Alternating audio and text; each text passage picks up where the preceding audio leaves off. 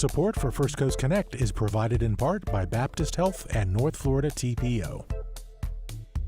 Good morning, I'm Ann Schindler, and this is First Coast Connect. Today, how a single star could change the First Coast food landscape.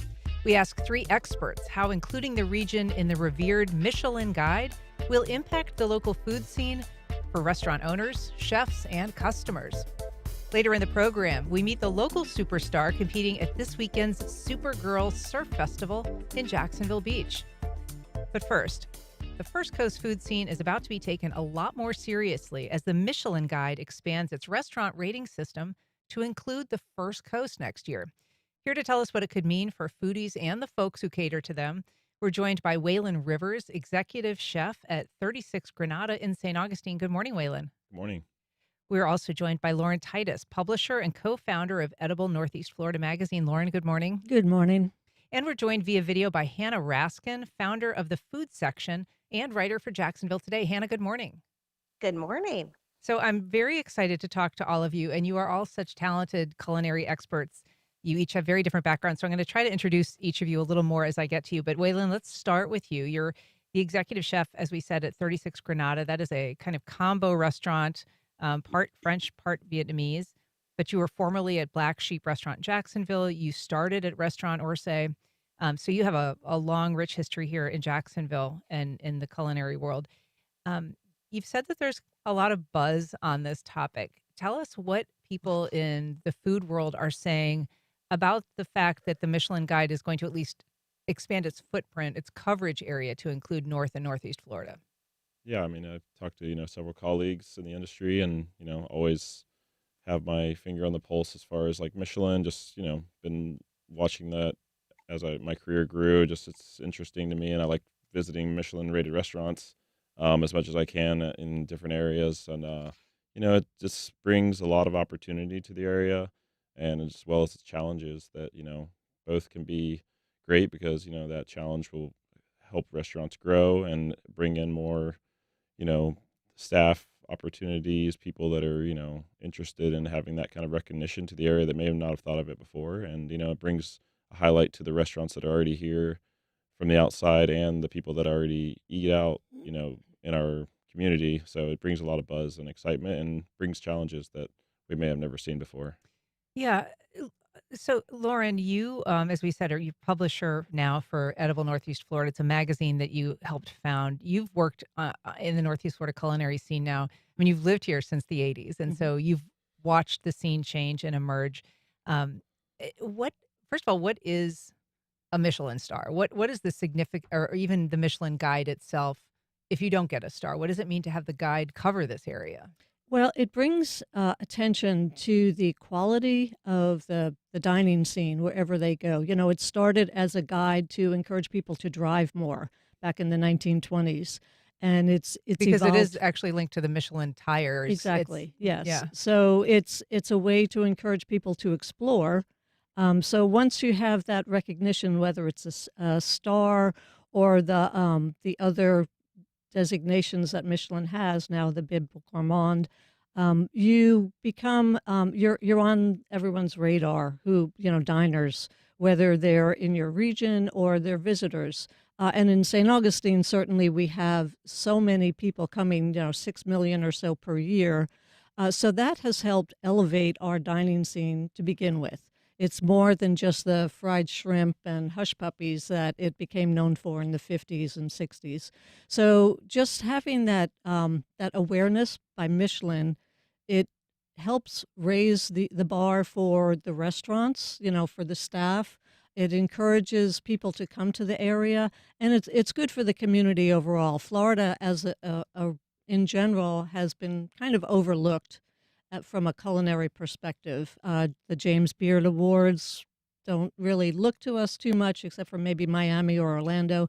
So for Northeast Florida to get in the scope of Michelin, it is really kudos to the chefs and the restaurateurs who have helped shape the culinary world for the past 40 or 50 years. Why is the Michelin rating system so revered? It's seen as an elevation. They look at the quality of the technique of the chef. They look at the overall experience of the restaurants. They look at where ingredients are being sourced. They look at the service that the restaurants are providing. So it's seen as this superior dining experience. So for a town like St. Augustine, small town, 15,000 people, or even Jacksonville as a mid-range city, it's uh, demonstrating to the outside world that there's something here that's worth visiting, that's worth eating at. Yeah. Hanna Raskin, your pieces, as we mentioned, are published in Jacksonville Today, including a wonderfully written and thorough and thoughtful assessment of Brine, which is a new restaurant that you reviewed. It was just published yesterday. But you were a longtime food editor at the Post and Courier in Charleston, and then you've created this website called The Food Section. And you yourself have won a lot of awards for writing about food, including from the James Beard Foundation. What does it mean to have the Michelin potential come to an area? I mean, what does it mean, practically speaking, for people who work in the industry, for customers who go to these restaurants?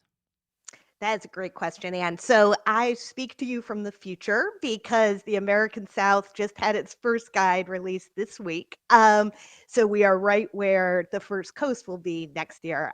Just to say, my daily newsletter, The Food Section, covers 11 states across the American South, many of which had not received Michelin attention until the guide this week. So what I'm here to tell you is that we have to remember this is a pay-for-play arrangement. The only reason they are coming to Northeast Florida is because Visit Florida paid inspectors to be there. And it is not, so in the case of the American South, there's a $1.6 million deal to have a Michelin guide to our region. I don't have the exact figures on Florida, but it's also in the millions. And as we know from a document released from Orange County, the pain does not end with that original amping up. The visitor bureaus can then purchase social media content from Michelin. So this is a really big money deal. And the reason I'm emphasizing this is because you will see it in the results. We certainly did. The standout city from a culinary standpoint right now in North Carolina is Wilmington. Wilmington did not pay separately for attention, although it was included in North Carolina. There is not a Wilmington restaurant on the list. There are some terrific restaurants in Beaufort, South Carolina, in Columbia, South Carolina. But interestingly, it's Charleston that paid a little bit extra, and the stars went to Charleston. So keep in mind, this is not an entirely quality-driven assessment. Right. And in Florida, it has covered South Florida for some time. And as you said, places like Tampa, Orlando, Miami, those visitor bureaus that they have paid an amount to have that coverage. We don't know what Visit Jacksonville necessarily has paid. It's not clear if they have, but certainly Visit Florida has paid something to broaden that Michelin footprint. And it is not cheap, but it's my understanding that when that happens, it's sort of the local visitor bureaus that make the recommendations of restaurants for Michelin inspectors to visit. So that, your comments about Charleston might well be because the folks there are saying, well, these kind of are our top restaurants. These are the ones you should check out. That's absolutely right. So Michelin is very proud of being independent, but they do accept, as you say, Anne, recommendations. So I would expect that if there are honorees in the area, it will be those that already have the stamp of approval from tourism professionals. All that said, regardless of how they come here, it is obviously an incredibly prestigious thing to win a star, Waylon, or to win even a mention in a Michelin guide. Are you familiar enough with the rating system? I mean, I know you said you followed it, to kind of run us through what the options are, what the 1, 2, or 3 stars signify, or a 0 star, which is also something. Yeah, I mean, just starting with the stars, I mean, 1 star, like you said, it all based off of travel and selling tires back in the day, and 1 star actually means if you're in the area, it's worth taking a trip to that restaurant. And 2, a 2-star restaurant would be if if you're driving somewhere and it's worth a detour, maybe taking a little bit off the beaten path to get there. And 3 stars is ultimately it's worth the drive just to go to that restaurant. That's the ultimate goal. And then they have the Bib Gourmand, which is just a recognition that like, hey, they're on our radar and it's a quality restaurant. And that's the thing about the stars is they come and go. Like it's not just the first year you get them, you just keep them. So it's going to give you that constant pressure to keep those stars, and keep improving and keeping that level of execution and consistency. So it's not just a 1 year thing. This is like going to go on and keep going. You do lose stars if you change chefs. You can lose a star for that, so you kind of have to regain that. But yeah, I mean that's ultimately how the guide works and how they do the ratings. So, but I mean, I've been to different levels of stars, and they're all very nice. And obviously the quality, and it's all about like the guest experience itself and what you feel about it ultimately. If you're just joining us, we're talking to Chef Waylon Rivers and food writers Lauren Titus and Hanna Raskin. We're talking about the expansion of the Michelin Guide into Northeast Florida. If you have comments or questions, you can give us a call on air at 904-549-2937. You can email us at firstcoastconnect@wjct.org, or you can reach out on social media. So what do we know, Lauren, about, I've heard that there's sort of something known as a Michelin bump, or a Michelin effect that can happen after a restaurant, is recognized by the guide. And that can be translated into a boost in sales, and revenues for a restaurant. So tell us a little bit about kind of the upside, first of all, of what that bump might look like for a restaurant. Sure. Well, what I've seen is restaurants, excuse me, having an increase in reservations. The business certainly booms, but like Waylon mentioned, it's also additional pressure on the chef, the wait staff, the kitchen staff to maintain that quality and to preserve the experience for diners. So yes, it's definitely exciting for the restaurants to be recognized. The media attention is great, but it's that ongoing pressure to maintain the quality of the overall restaurant that really can create more of a downside in the long term. There is something there as well, for people who've frequented a restaurant and perhaps contributed to its popularity, who are accustomed to going and perhaps not having terrible wait times, or just even the clientele shifting as more people are coming from elsewhere to visit. It can kind of change the diner experience. Absolutely, yeah. So you have your regulars who have been there all along supporting you, and then with all the additional attention, you have people coming from everywhere, people planning their vacations or their trips around a visit to a Michelin-starred restaurant. So, Hannah, when it comes to the ranking system, we sort of mentioned, there's this star system. It's my understanding that it really is primarily focused on the food experience, and less on kind of the surroundings or even the service. Can you clarify that? As much as I can, which is that yes, Michelin says we look at the food exclusively. Now, I think the results show that's not entirely true, but we don't know, which is why this week, as those of us in the South have sort of reckoned with the list that was released, it's very hard to say, oh, that's wrong, because we don't know what the criteria is beyond that the food is supposed to be great. So, but what we do know is because the inspectors are looking not just for quality food, but for consistent food. It often, for example, Japanese restaurants are way overrepresented in the American guides because there is a emphasis on consistency in that cuisine, right? We know that tasting menus are always going to do well. And we have seen restaurants across the South, as well as in Texas and perhaps in Florida as well, in South Florida, shift from a standard a la carte menu to a tasting menu because there's no better way to guarantee consistency. So the reason I bring this up is another consequence for diners is things get more expensive. When you are eating an omakase menu, when you are eating a tasting menu, it is pricey. So it is not just a matter of scoring a reservation. It's a question of whether you can afford the meal once you get there. What about restaurants themselves? This is not a low pressure business, obviously, by any means, Hannah. What do you hear from people in the industry who have been through this experience or who have already been awarded a star and might be dealing with how to manage that going forward?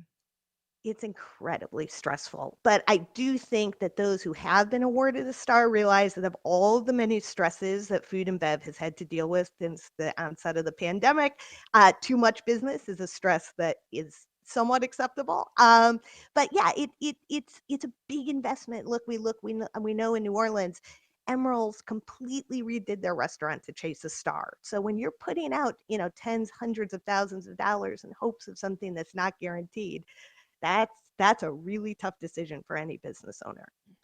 The culinary scene overall, Waylon, has evolved a lot in the last 10 years. What do you see in terms of the potential for local restaurants to earn a ranking? I mean, not necessarily looking at your own spot, but just big picture. I mean, yeah, I think that there's opportunity for growth, and maybe this buzz can, keep continuing to grow the talent levels. We have a lot of very talented chefs in this area, and there's some great, you know, infrastructure that, but like growing that infrastructure as far as like, the culinary schools that we have are great, but maybe bringing in some more. I've heard buzz about that, like some more, institutionally, just and then having that buzz of bringing in just people from outside that can help keep growing. There's a good relationship with farmers here, which is great, to have that local product sourced at your restaurant that helps highlight, what we're doing here. I think that's a big part of the Michelin is just like the ingredients used and continuing to push that forward. I think is a big benefit from this, and I think that I mean, there's with opportunity comes the challenges, but I think it's just will only bring people up to a new level. We'd love to hear your thoughts about a Michelin star rating system coming to the region and to Northeast Florida. You can reach us at 904-549-2937. Or if you just have a favorite restaurant you want to tell us about, you can also email First Coast Connect at WJCT.org. We have an email from Mark, and he says, is Michelin looking at Jacksonville related to all the Shad Khan um, bringing the Four Seasons here? Lauren, I'm curious what your thoughts are about how that plays into the overall scene, the overall cachet. Yeah, whenever you start bringing in the higher quality restaurants, it definitely helps get us more visibility overall. I know Asado Life in St. Augustine is going to be part of the Shad Khan development, and they've got a chef that could definitely be considered as one of the possible Michelin chefs going forward. Um, so I think anytime the overall community is seeing growth, it's seen as an attractive place for restaurants and for chefs to move into, then that benefits all of us. And Hannah, we should say, I mean, you talked about the kind of restaurants that are typically recognized, whether that's restaurants that offer these pricier tasting menus or Japanese restaurants because they have this sort of consistency baked in. Um, Although it's often not baked, but consistency built into their process. Um, but it's not just for fine dining, right? I mean, there are restaurants that can earn stars that are not even expensive. Yeah, that's absolutely right. So, I mean, in the list that was just released this week from the American South, we have Taylor Grocery in Taylor outside Oxford, Mississippi, that serves nothing but fried catfish. Domelice's Po' Boy Shop in New Orleans is on the list.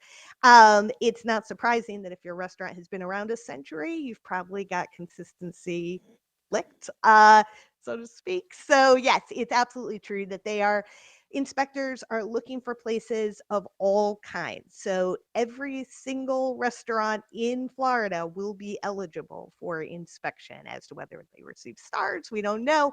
I will say what we've seen from inspectors both in Texas and the American South is they sort of find what they're looking for.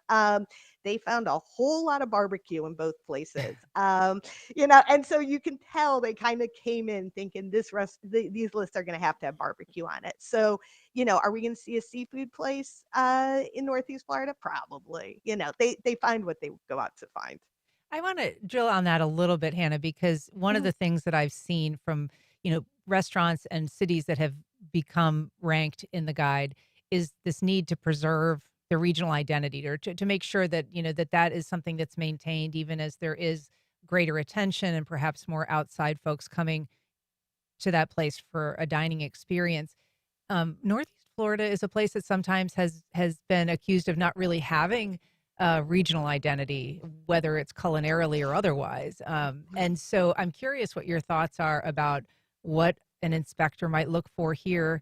I mean, seafood is a ingredient, not necessarily a food style. So, what do you think people will be looking for? How do you think this region, as it's evolved, is starting to be known as? That's a great question. And I think, unfortunately, we have to keep in mind these inspectors really are parachuting in. And so they are going to go for what's old and known and stereotyped. So all of what's exciting that's happening around Jacksonville, you're better off asking a local than a Michelin inspector. We saw several almost unforgivable inclusions on the American South list. If you ask any local, they would say, not only is this not representative of the region, but we know their questionable labor conditions at this place. Locals know their market best. So, will inspectors be able to locate the vibrancy that we see at, pop-ups and bakeries and the things that make Jacksonville such a delicious place to eat? I can't guarantee it. Yeah. Waylon, what do you think about the region's culinary identity? How is it changing? Do you see it becoming any more uniform in any way? I mean, just like, the fact that Jacksonville in this area is like a, transplant city, it does make it hard to establish a, unique identity because you have so many people coming in from different places. So, I mean, like, I think, like, just looking at the overall quality of the restaurants, I mean, I think, like, the goal is just to provide the best experience. I think there's, new food trends that come and go, and that kind of directs, how the style of restaurants go here. I mean, you have your classic, your places, you have, your French, but you're also having some more Asian influence. And, the seafood obviously is a big part of it, even though that's not a style of cuisine. It's definitely like a focus on the ingredients, and that will kind of dictate the kind of food you do. I think, it's hard to pinpoint the exact direction it will go in and kind of where we are. But I mean, I think there's a lot of good options in the area. And I think having that versatility is probably up to our benefit. Yeah. We have a question from John on Facebook. He says Hanna Raskin on the panel rather blew the lid off the bottom line, as the Michelin guide is pay to play. Cities and states must donate millions to get listed. Otherwise, their diners won't get ranked. Lauren, I mean, how does that in any way, in your mind, delegitimize it? Or, I mean, because it is really a considered the pinnacle in many ways of accomplishment for a restaurant to get that ranking. Yeah, I mean, it definitely. I'm a little cynical about it, of course, because it is the pay to play.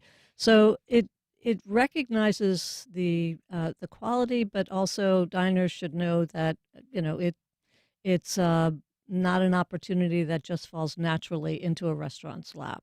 It's a concerted effort by the visitor bureaus, by the restaurants themselves, because I know of several restaurants in the area that are determined to get a Michelin star. Mm-hmm. And that doesn't diminish from the quality of what they're doing and the experience, but it is something that it adds to the restaurant's desire to stand out in a different way. I saw in a local article, I think it was in the Business Journal, where the owner of Lotus Noodle Bar in St. Augustine had said, basically, I'm transparent. Like, my goal is to get Michelin stars. And, he comes from a restaurant training in New York, where he worked at a restaurant which had 3 stars every year for, more than a decade, probably 2 decades. So, his background is in working in a restaurant that has achieved that level of recognition and maintained it,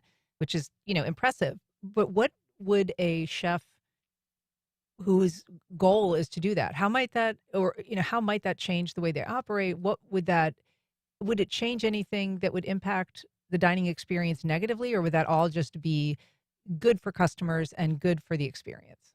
I think it's good for the customer, certainly. It definitely puts more pressure and expectation on the chef, so that every time you go, if that consistency is one of the traits that Michelin looks at, then that if you have this an off night for any reason, that lowers the feelings that diners have for that restaurant. So it definitely puts more pressure on the chef and the people who work for him. Mm-hmm. The kitchen staff, the wait staff, they all have to measure up to that expectation of a Michelin restaurant on a day-to-day basis. We've got a call from Benjamin in I'm sorry. Jacksonville. Benjamin, go ahead. Is that you? Benjamin, you can go ahead. Yeah. Thank you. I was calling. I work at a local mom and pop establishment that started over 30 years ago, and they've really built themselves up and maintained their quality and consistency using fresh seafood and local ingredients. And Southern Table Hospitality is the name of the group. They own multiple restaurants, and I was wondering, how do Michelin instructors get aware of what's good and local in the area? I'm going to ask that you, Waylon, for you to tackle that one, since you may well best know. I mean, from my research, like their Michelin is kind of like, I think they're not very they're pretty discreet with their, like you don't really know who is coming into your restaurant and getting, like reaching out to them directly. It would not be something that I think happens. I mean, it would be more like them being in touch with like the local tourism bureau, and then just those connections, because Michelin is, by nature secretive, because they don't want you knowing who they are coming through your door. So it's, it's not meant to be like, like a backdoor handshake kind of thing. I think, they really do want that integrity of, not knowing and you just having to be on your game every day, which also brings a lot of that pressure. But to my knowledge, I mean, I don't know if there's like a person you could actually reach out to. I think it's just connections, or just trying to do, be consistent every day and putting your best foot forward, regardless of the stars or not. And Hannah, I think I cut you off there a little bit earlier because I thought that was a phone issue. But so I want to go back to you if you were going to say something there. But I also want to direct a question to you that we got an email from Shannon, who said, in the panelists' opinion, what restaurants should be considered for the Michelin Guide? How might this development impact local food producers, farmers, and the broader culinary ecosystem? Sure. So I'm glad to answer that question, because it returns to the one I wanted to speak on, which is I'm going to disagree totally with Lauren. I do not think the arrival of Michelin is great for customers. I think in an ideal restaurant situation, and I think it's the kind that Benjamin is describing, the customer comes first, not the inspector. And so I prefer a restaurant where they're taking chances and they're experimenting and they're doing what's right for their guests, not checking items off a list. You can certainly tell when you go to Lotus that is a restaurant with inspectors and stars on its mind. I personally prefer a restaurant that cares about its guests. So I do not think this is a great development necessarily for local diners, except for that it does put in people's minds, they have Michelin restaurants in Jacksonville, which could come as a shock to someone in Minneapolis, And so, yes, it brings more money into the local economy. Fantastic. Anything that helps our small businesses thrive, wonderful. But whether the local diners experience is going to improve, again, I wouldn't bank on it.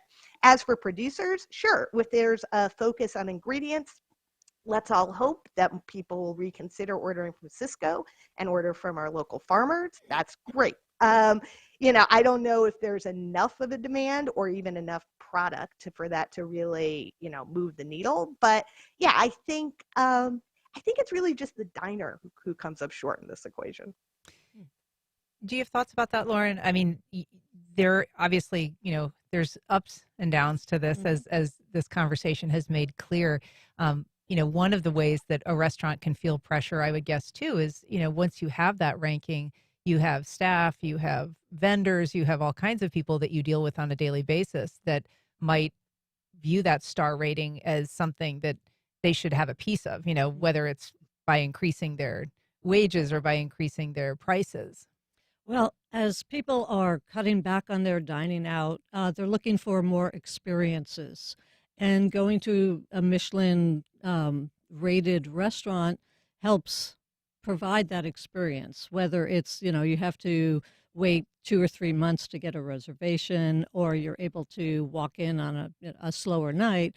It's still that uh, uh, um, experience out of the ordinary that people are looking for more and more. And yes, if you're doing something just for the Michelin rating, your guests may not appreciate that, but overall, we're finding that diners really want to have something that's out of the ordinary. Yeah.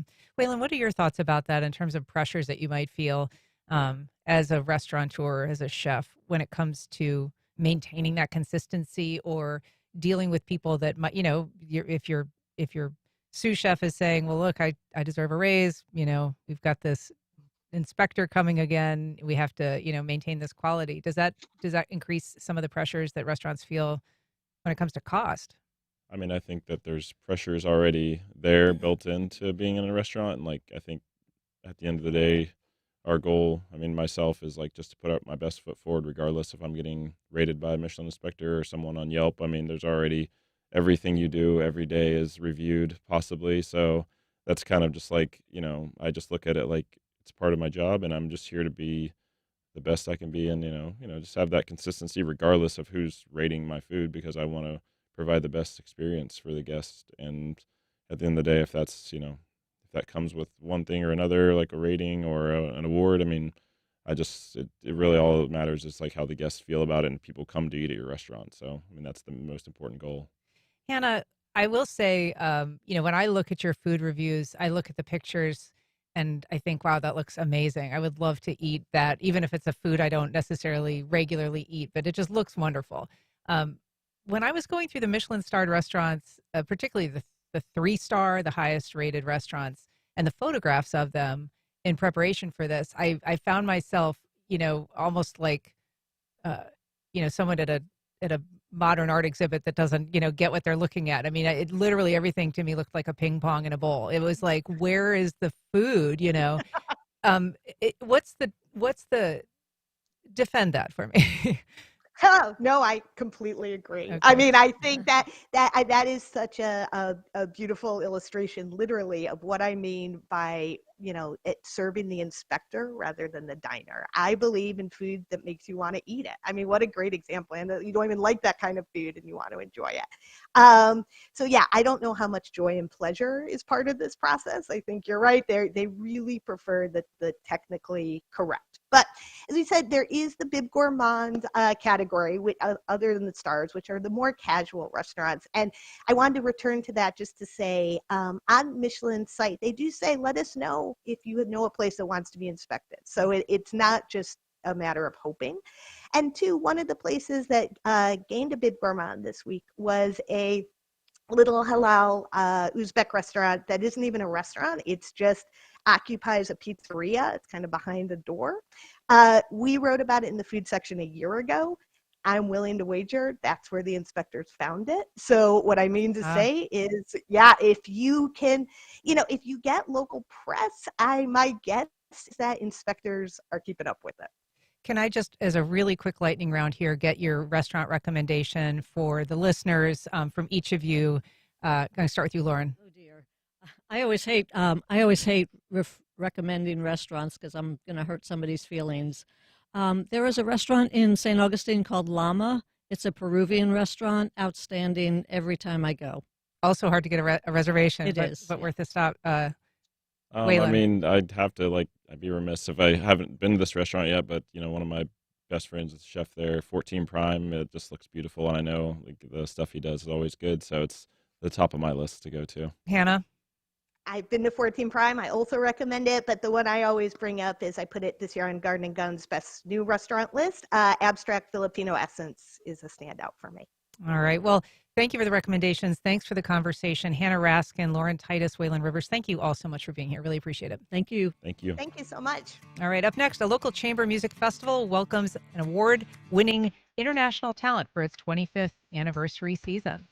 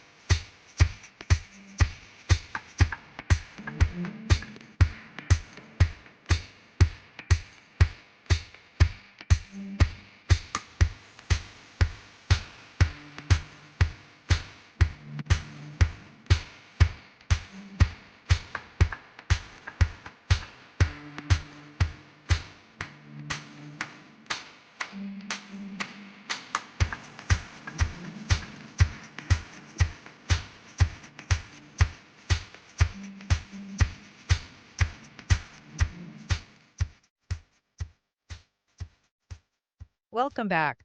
From artist master classes to Emmylou Harris, the 25th annual Amelia Island Chamber Music Festival features a lineup with an impressive musical range. Here to talk about it is Robin Lamp, an acclaimed opera singer and the event's executive director. Robin, thanks for being here. Thank you, Anne. Thank you for having me. So you have been in this role for about a year now, but your background is as a performer. You're a classically trained soprano. You have performed with the Boston Lyric Opera. You have soloed in Verdi's Requiem at Carnegie Hall. You have a very impressive voice and a very impressive resume. So tell us how you ended up running the show at the Chamber Music Festival. Yes, I studied my voice basically since middle school. I have been obsessed with singing and the voice, and made that my life's mission. And then COVID hit, and I was in South Florida. Well, I was in Boston, but I was based in South Florida, and the entire industry kind of shut down. And throughout, that kind of 2-year COVID time, I started studying, taking some business classes, accounting.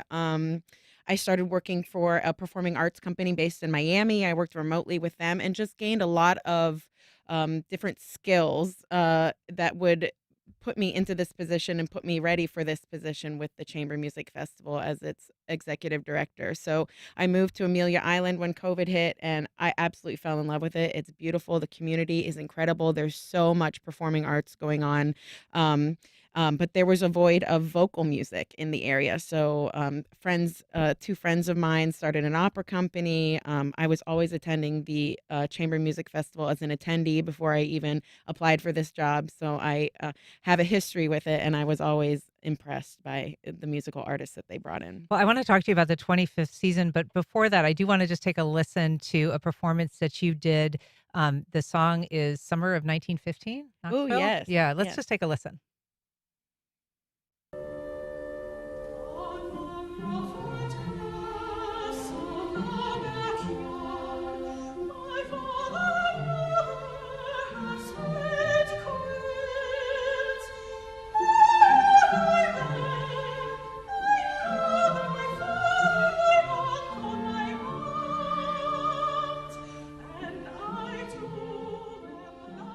Just lovely. Thank you. Yes, I love that piece. It's by Samuel Barber, and it's this longer piece, probably about 12 minutes, about just a little kid living in Knoxville in the summer of 1915 and the experiences that they had. It's a beautiful piece. Yeah, it is lovely, and it's lovely to hear your voice. So tell us what are the highlights for you in this upcoming season? I mean, 25 years is a significant landmark. Yes, the festival started in 2001 it was founded by Christopher Rex, the principal cellist of the Atlanta Symphony, and he got actually a group of women together to do the first season, and they raised the money and made the thing happen. And it was about a week long in June, and then 25 years later, here we are. It was mostly run by volunteers until it grew to the point that it needed a professional staff. So we have 3 people on staff, and we're really just going all out for our 25th season to celebrate. We our headliner is Emmylou Harris, and some people say she's not chamber music, but we argue that she is. It's like American chamber music rather than European. So Interesting. bluegrass is definitely, was played on porches and in, small bars and things like that. So absolutely chamber music. And tell us just kind of the definition of chamber music, even broad enough to include a singer-songwriter like Emmylou. Yeah, chamber music is intimate, small forces on stage. It's not a 70-piece orchestra. Usually 1 or 2 people per line. So and no conductor. So kind of a very democratic, collaborative thing going on. And something that kind of allows for this exchange of feeling between performer and audience. Absolutely, yes. Much more intimate than sitting in a 2,000-seat theater, and listening to something like that. Another headliner we're bringing in is the Orpheus Chamber Orchestra, and they just celebrated their 50th anniversary. And they, again, a smaller, like 20-piece. You wouldn't think of that as being chamber music, but it is for an orchestra. That's quite a small orchestra. And they have no conductor. They use democratic methods to choose who their soloists are going to be, what rep they're going to perform. And it was just started by a group of students that wanted to perform together after school. So we're very excited about that. They're coming with Marc-Andre Hamlin, a pianist, and they'll be doing performing some Schubert and other pieces, and that will be on March 3rd. And we mentioned master classes. So in a lot of cases, these performers are coming in for at least 2 nights, essentially. They'll come and they'll do either a meet and greet kind of event where people can get to know them personally, or they'll do a master class and then they'll follow it up with a performance the next night. So will you just talk a little bit about the role of education in the Yes. chamber schedule? Yes, absolutely. One of my goals as the executive director is to really expand the education and the community, the impact we have in the community. So this year we're doing 4 Meet the Musician events where you can, the night before the concert, come to a free interview, question and answer session with the artist in an intimate setting, have a glass of wine and listen to them and get to know them a little bit before the concert the next day. And then we're also, we have for a long time, almost since our inception, been do master classes with local students. So we're partnering with the Jacksonville Symphony Youth Orchestra and the University of North Florida this year to have piano, cello, strings, and wind master classes for their students. So that's something that is really important for a young artist to be able to get feedback from a professional. And you also have some nights that are structured around, like the opening night is kind of this fancy meal at Salt at the Ritz-Carlton. Yes. And so it kind of combines entertainment with, Yes, Um, absolutely. It's like, people are, the people who just go to a concert to listen are, few and far between nowadays. So I'm always trying to combine music with an experience, make it something memorable. So whether it's the special venues that we perform in that are so beautiful and historic, or we have a meal or a wine pairing or something, to not elevate the event, but to make it special. and Nassau County, I mean, Amelia Island really has blossomed in terms of its arts offering. It was not always considered a destination, even though this event has been around for a long time, but just a lot has built up around it. 100%. There is a ton to do in the arts, performing arts and visual arts on the island. We have the jazz festival, the dance festival. We now have the opera company, classical music, community theater, musical theater, all sorts of stuff. So whatever your poison is, come to Amelia Island. You can find it. It's so there's a lot going on. Yeah. Well, the event is the Amelia Island Chamber Music Festival. We've got a link on our website. You can find out a lot more info on their website. But it's a pleasure talking to you, Robin Lamb. Thanks so much for being here. Thank you, Anne. It's a pleasure. All right. Up next, a 16-year-old Supergirl. We meet a local surf champ ahead of a world qualifying competition in Jacksonville Beach.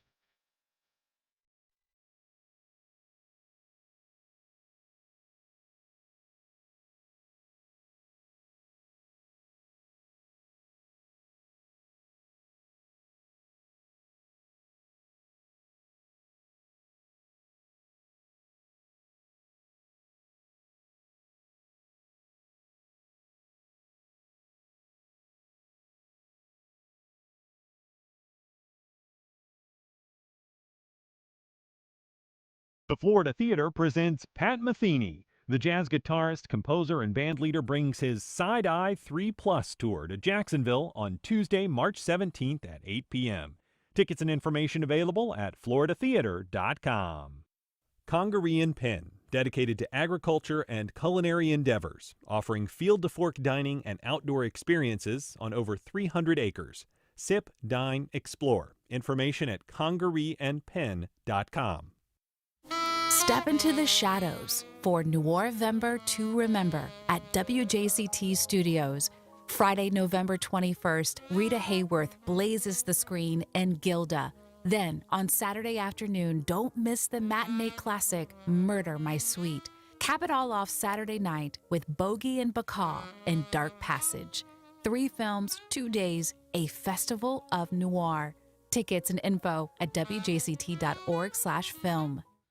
President Trump's supporters call him a heaven-sent savior. His critics call him an authoritarian. But the U.S. is still a democracy, so to understand how Trump is transforming the idea of government by the people and for the people, it's critical to first understand what Trumpism is itself. It is a form of government that is the antithesis of bureaucracies, which are answerable to the rule of law. That's on the next On Point. Today at 11, here on WJCT News 89.9. The price of life in America is up. Groceries, childcare, rent, healthcare, and a lot more. This was all before the government shutdown, which has now put millions of Americans in a more precarious situation. What does the economy look like from where you sit? We'll hear your stories and ask experts for their take on the economy. That's next time on 1A. Today, starting at 10 on WJCT News 89.9.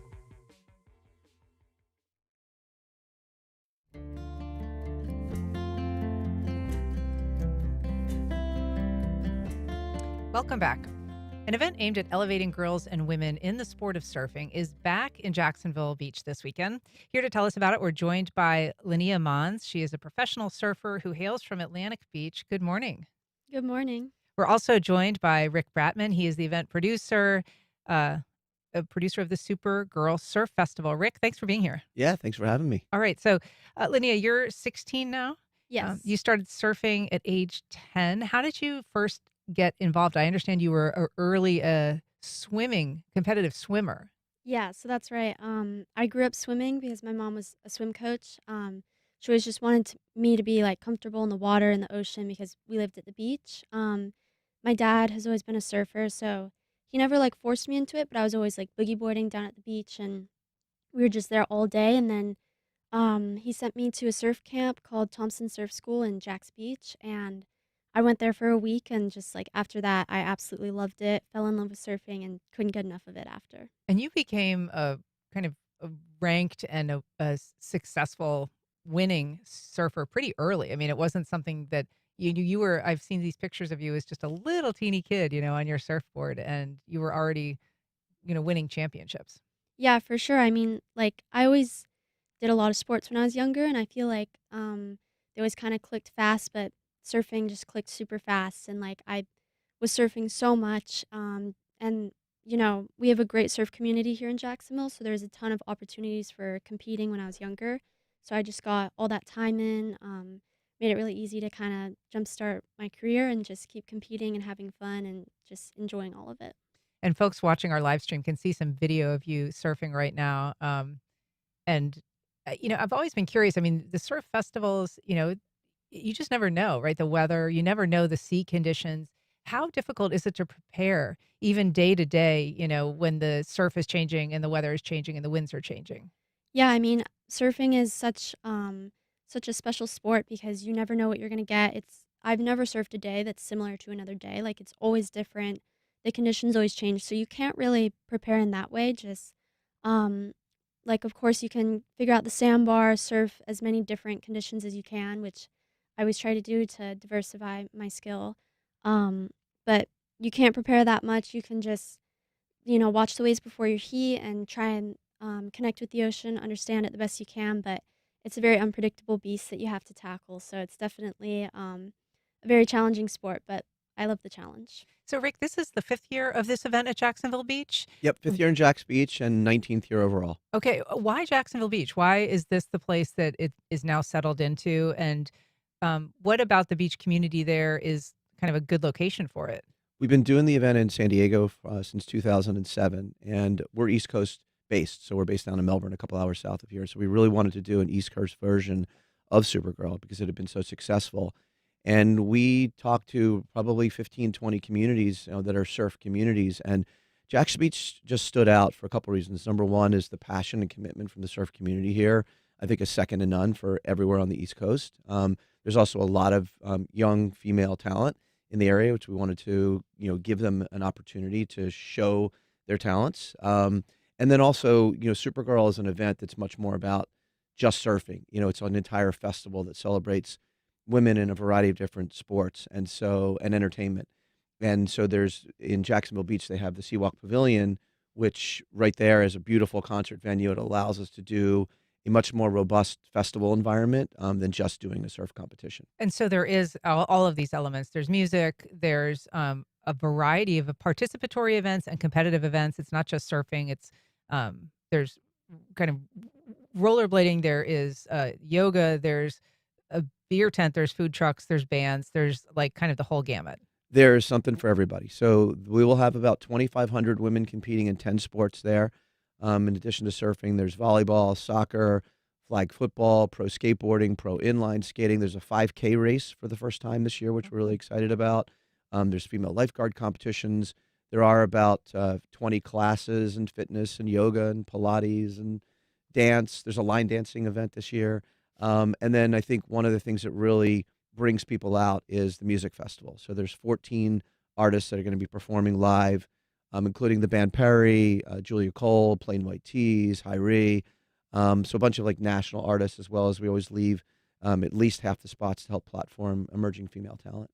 And we should say, Linnea, that this is a qualifying series event. So it is something that kind of on your journey to future competitions. What is it that you're hoping to achieve personally?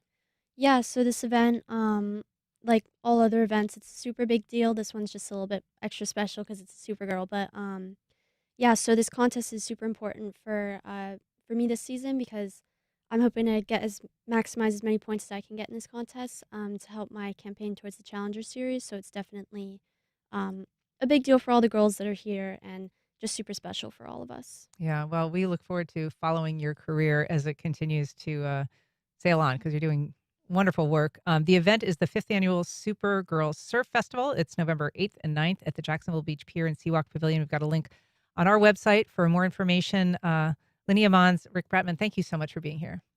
Thank you. All right. And that's our program. Thanks for listening. If you have comments or questions, you can send either to First Coast Connect at WJCT.org. And if you missed anything, you can catch our rebroadcast tonight at 8 o'clock, or you can find our entire archive on your favorite podcast platform. Join us tomorrow when we talk about history that doesn't suck and the professor behind the popular podcast. I'm Ann Schindler. You've been listening to First Coast Connect on WJCT News 89.9.